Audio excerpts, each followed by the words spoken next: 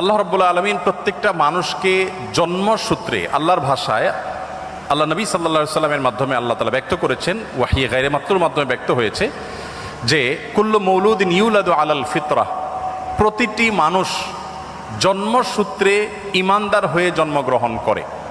প্রত্যেকটা মানুষের স্রষ্টার প্রতি বিশ্বাস এটা নিয়েই সে দুনিয়াতে আসে। এই স্রষ্টা সংক্রান্ত যে ধারণা, এটা তার সমাজ তার পরিবার থেকে যেটা পায় সেটাকেই সে ধারণ করে। বাকি স্রষ্টার প্রতি ধারণার এই বিশ্বাসকে নিয়েই মানুষ জন্মগ্রহণ করে।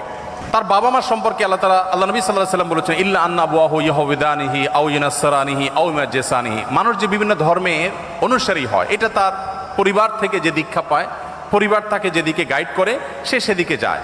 বাকি জন্মসূত্রে সে আল্লাহ বা সৃষ্টিকর্তা যে একজন আছেন সেই এক সত্তার প্রতি বিশ্বাসী হয়েই জন্মগ্রহণ করে। তারপরে সে ডাইভার্ট হয়ে যায় পারিবারিকভাবে